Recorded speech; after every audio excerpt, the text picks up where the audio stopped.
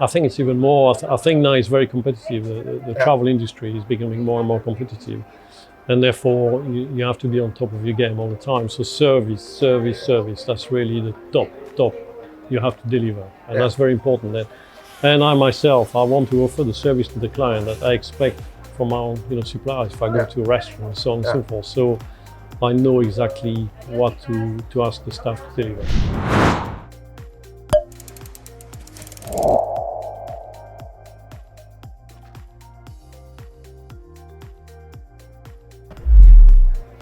Good day, everybody, and welcome back to the Superyacht Engagement channel. Today I'm here with Vincent. Vincent's from ATPI, and I'm very interested to hear his opinion about how the superyacht industry is different than all the other sectors they work for. They're a huge company, so I'm very sure that he's going to give me some excellent intel. Vincent, thank you so much for joining me today. You're welcome. Thank you very much. ATPI is a very global travel agency. Yeah, We're represented in over 65 countries worldwide. 65. 65, yes. Wow. And we have offices practically in every large country in the world: Australia, Japan, Singapore, all over Europe, in North America, and so on and so forth. So, in ATPI, what is the service they offer in general? Like, We offer a full travel service for corporate companies, but we Yeah. deal as well with a lot of maritime companies, a lot of offshore companies, Yeah. and of course the yachting industry as well. and if I have to ask, right? And I don't know if you can answer, if you're allowed to answer that question, but like, how many clients do you have? If you're in 65 countries, you must service a lot of companies. It's literally hundreds of companies, yes. Yeah. Wow. And some very large clients and some small clients. And I think the importance for a good service is to make sure that the level of service is constant. Yeah. So therefore, you have to service the large customers the same way in a way than the smaller customers. Of course. Yeah. Yes. Well, if you look to at superyachting, because we're obviously we're in a strange industry, right? The yachting industry is different. Yes. If you would compare that industry to other maritime sectors or even corporate sectors, what would you say is the biggest difference? Well, I think that everybody's looking for service, Yeah. but I think obviously the yachting industry is used to luxury, and therefore they are looking for their suppliers to give them the excellence of service Yeah. that they receive themselves, and they expect, obviously, view the large amount of money involved in that industry.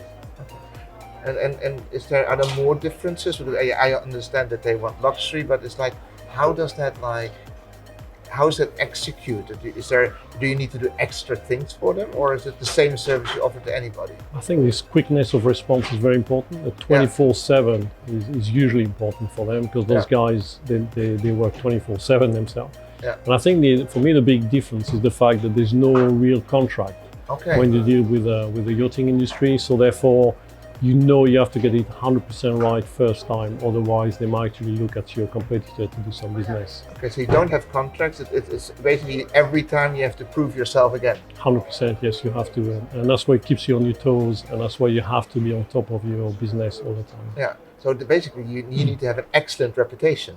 You do indeed, yes, and at all level, whether it's just reservation, pricing, the accounting as well is very important, because the last thing the captain wants to do is to have to juggle with invoices not correct. Yeah. So you have to make sure that the whole competition, the whole business from top to bottom is 100%. Okay, but that must be challenging because, like, well, it's a small industry, but it's a very demanding industry, if I understand you correctly. It is indeed, and that's why we select staff that are used to that level of service. You can't ask junior staff to deal with the yachting industry. They have to be very experienced. Okay. So who do you deal with? Like, who are your clients on the vessels? Like, who are most commonly the bookers? The bookers usually are the chief stewards, the pursers, sometimes the captain. Obviously the captain is the decider. Yeah. So you want to make sure you look after him 100%. So obviously, if you've got the captain on your side, you get the whole business. But sometimes the purser as well. Yeah. They pull a few strings, so you have to look after them. But if even a crew member, a young crew member, comes to you to make a reservation and you impress him, you know, he's going to pass the word around to his workmates, and you might get the rest of the business as well. Yeah. Well, and I think that's where you capture the main difference, right? Like, even juniors can be decision makers Indeed, later. yes, yeah. As you say, there's no contracts, so you constantly have to showcase yourself, because with a corporate company, you would have an ongoing contract, right? You'll have an ongoing. That does not mean, obviously, we're not going to go offer a good service No, if we of course sign it out for 3 years. Yeah. But yeah, it's that extra element of the fact you don't know whether you're going to get the next business or not. But in terms of crew members, I think it's the important because they work very much as a team, the crew on the yacht. Yeah. So that's why it's important to make sure if you deal with one of them, give him 100%, and he's going to circulate your name around the rest of the crew. Do you think your business is different than other yachting business, or do you think this is basically a bit like for everybody? It's like you always have to perform, you always have to over-deliver, or do you feel that with you it's even more? I think it's even more. I think now it's very competitive. The travel industry is becoming more and more competitive, and therefore you have to be on top of your game all the time. So service, that's really the top. You have to deliver, and that's very important.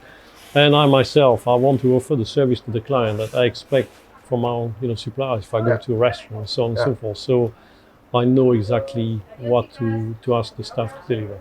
Good. I took some really nice things out of this conversation, Vincent. They're in a very competitive market, and then they're in a niche market where basically you constantly have to perform because there's competitors always ready to take over. Always, yes. They're always knocking on the door of your clients, so you have to be there, ready to take them on and demonstrate that you are the guys they need to deal with. Well, I hope that's going well for you. Thank you so much for sharing that knowledge with me. Thank you very much for you. Thank you again, Vincent. Thanks a lot. Cheers.